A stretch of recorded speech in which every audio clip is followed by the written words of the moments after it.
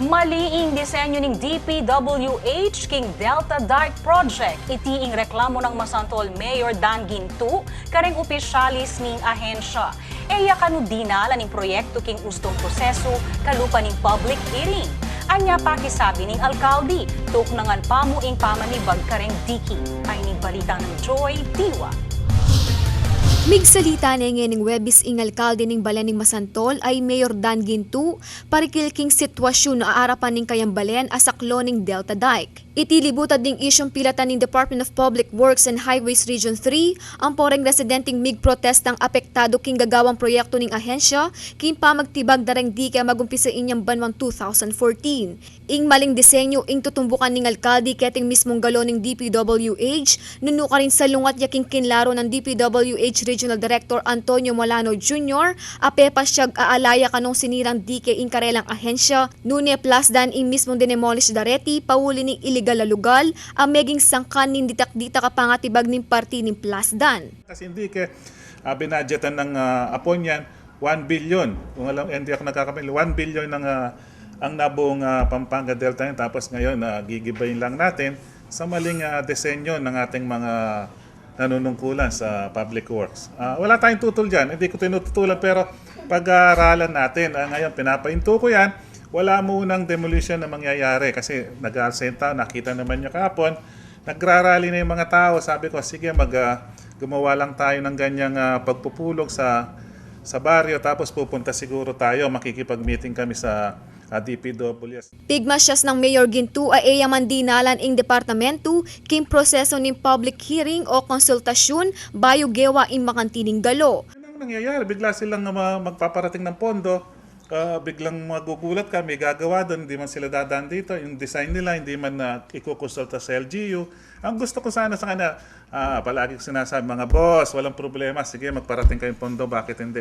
Sige, kausapin muna ninyo ako, tapos tignan natin kung anong design, tapos kakausapin ko itong mga residente, kasi mas nakakalam ang mga residente. Yung pag-ikot ng tubig, alam nila yan eh. Silang nakaka-araw at gabi, nandyan, dyan na tumanda, dyan na mamamatay mga resident, mga nakatira dyan. Alam nila. Dapat i-consultation, hindi pwede yung magagaling kami, nandun sila sa opisina, guguhit ng papel. Hindi pa pwedeng ganun.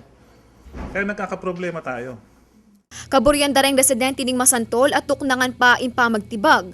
Uling maalarma ya mo rin igintuking posibleng miburaya in mismong lugar ning Delta Dike, partikular in Barangay Sapang Kuwayan. Dike, nagiba. Pag isang dalawang bagyo pa, lulubugin sa Pangkawayan. Hanggang sa likod dyan. Masayuan mabuburay itong mga barangay na ito? Hanggang likod, mabuburay yan. Hanggang Malauli, Sagrada, Balibago, yung 5 barangay, lulubog na yan. King tutuking Domingo, babalakan dalang pakisabyan personal deng opisyal ng DPWH.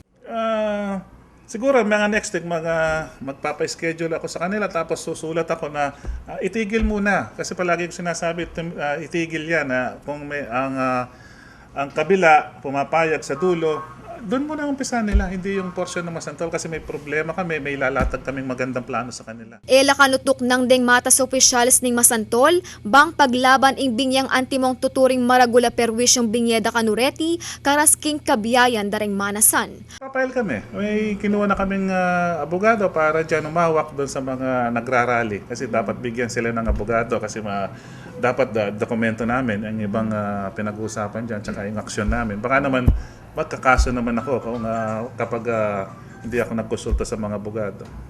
Pero handa naman tayo, Mayor, kung sakaling i-ano natin to, tutuloy. Hindi, handa tayo, itutuloy ko yan, hindi ako papayag. Yan ang hindi tayo papayag na basta-basta gigibay ng pilapil. Kasi magiging, hindi lang Masantol, hanggang San Fernando, maapektuhan tayo pag nabutas yan. Ako po, Joy Diwa para King News Force, Pampanga. Balitang tutuking Balen, susuyo.